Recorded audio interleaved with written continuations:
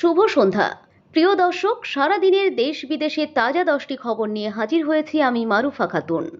চলুন দেখে নেওয়া যাক শুরুতেই শিরোনাম। কেন দুর্যোগে এভাবে ভাসল কলকাতা? কোথায় ত্রুটি? কার দিকে আঙুল তুললেন মুখ্যমন্ত্রী?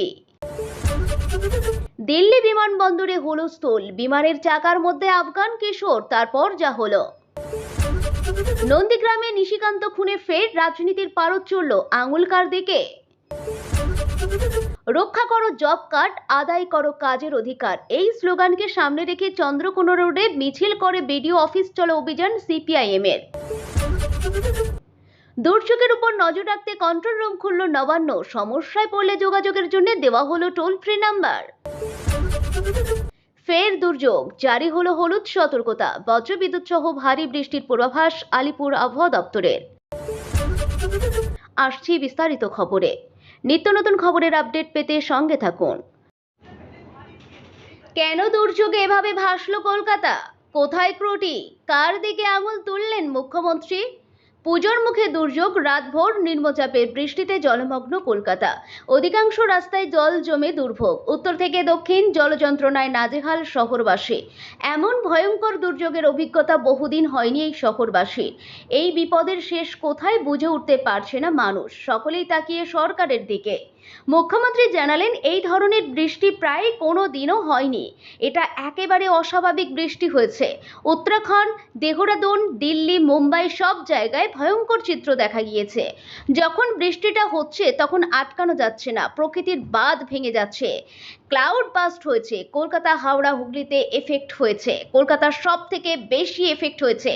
শহরে এই ভয়ঙ্কর জলমগ্ন পরিস্থিতিতে মুখ্যমন্ত্রী ফের একবার দোষলেন কেন্দ্রকে, বললেন ডিভিসি ভর্তি করে জল ছেড়ে দিয়েছে, মাইথনের জল, পাঞ্চেতের জল, উত্তরপ্রদেশ বিহারের যে জল আসছে বাংলা একটা নৌকার মতো সব জলটা ফরাক্কায়। ডিভিসি তো ড্রেজিং করে না, 15 বছর ড্রেজিং করে না, এটা তো আমাদের হাত নেই, আমাদের হাতে থাকলে আমরা করে দিতাম, জানালেন মুখ্যমন্ত্রী। দিল্লি বিমানবন্দরে হুলস্থুল, বিমানের চাকার মধ্যে আফগান কিশোর, তারপর যা হলো। দিল্লি বিমানবন্দরে চাঞ্চল্যকর ঘটনা। আফগানিস্তানে তালিবান জামানা ফেরার সময় দেখা গিয়েছিল বিমানের চাকায় বসে দেশ ছাড়ার চেষ্টা করছেন আফগানরা। এবার সেই একই কায়দা রবিবার কাবুল থেকে KAM এয়ারের বিমানে দিল্লির ইন্দিরা গান্ধী ইন্টারন্যাশনাল এয়ারপোর্ট এসে পৌঁছালো 13 বছরের এক আফগান কিশোর। আর এই ঘটনা প্রকাশ্যে আসতেই হইচই পড়ে গেল বিমানবন্দর জুড়ে। টানা 94 মিনিটের ফ্লাইটে কিভাবে বেঁচে রইল ওই কিশোর, সেটাই এখন বড় প্রশ্ন। নন্দীগ্রামের নিশিকান্ত খুনে ফের রাজনীতির পারদ চলল, আঙুল কার দিকে? 2009 সালের 22শে সেপ্টেম্বর নন্দীগ্রামের সোনাচূড়াই গলিতে খুন হন ভূমি উচ্ছেদ প্রতিরোধ কমিটির প্রথম সারির নেতা নিশিকান্ত মণ্ডল। 16 বছর পরও সেই রাজনৈতিক হত্যাকাণ্ড নিয়ে তর্ক, অভিযোগ, পাল্টা অভিযোগ থামেনি। সোমবার তাঁর স্মৃতিসৌধে মাল্যদান করতে গিয়ে নতুন করে বিতর্ক উস্কে দিয়েছেন খেজুরির বিজেপি বিধায়ক শান্তনু প্রামাণিক। শান্তনুর অভিযোগ, নিশিকান্ত ছিলেন তৃণমূলের কাঁটা, ওর কাছে কিছু নেতারা পেরে উঠতে পারেনি, তাই রাতের অন্ধকারে মাওবাদীদের দিয়ে খুন করালো, অথচ আজ আবার ওরাই মামলা দিতে আসে, হত্যা করবে, আবার সমবেদনাও জানাবে। শান্তনুর এই মন্তব্যকে হাতিয়ার করে নাম না করে নিশানা করলেন তৃণমূল মুখপাত্র কুণাল ঘোষ। তাঁর খোঁচা, খেজুরির বিজেপি বিধায়ক নিশিকান্ত খুনে কার দিকে ইঙ্গিত করছেন? তখন জেলায় কারা চালাতেন? তাদের অনেকেই তো এখন বিজেপিতে। রাজনৈতিক মহলের মতে কুণাল আসলে সরাসরি নাম না করলেও আঙুল তুলেছেন নন্দীগ্রামের বিধায়ক তথা বিরোধী দলনেতা শুভেন্দু অধিকারীর দিকে। রক্ষা করো জব কার্ড, আদায় করো কাজের অধিকার, এই স্লোগানকে সামনে রেখে সোমবার পশ্চিম মেদিনীপুর জেলার গড়বেতা 3 নম্বর ব্লকের চন্দ্রকোনা রোডে মিছিল করে বিডিও অফিস চলো অভিযান করল সিপিআইএম নেতৃত্ব।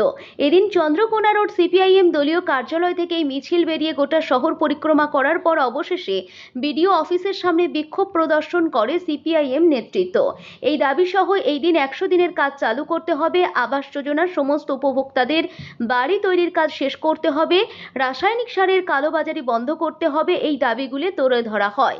এদিন উপস্থিত ছিলেন দাপুটে সিপিআইএম নেতা সুশান্ত ঘোষ, রাজ্য কমিটির সদস্য তাপস সিনহা, জেলা সম্পাদক বিজয় পাল, উত্তম মণ্ডল, সনদ চক্রবর্তী, চঞ্চল মণ্ডল, শ্যাম পাণ্ডে, দিবাকর ভুইয়া, কৃষক সভার নেতা কৃষ্ণপদ রায়, ক্ষেত মজুর সেলের নেতা বুদ্ধদেব মাহাতো সহ অন্যান্য সিপিআইএম নেতৃত্ব।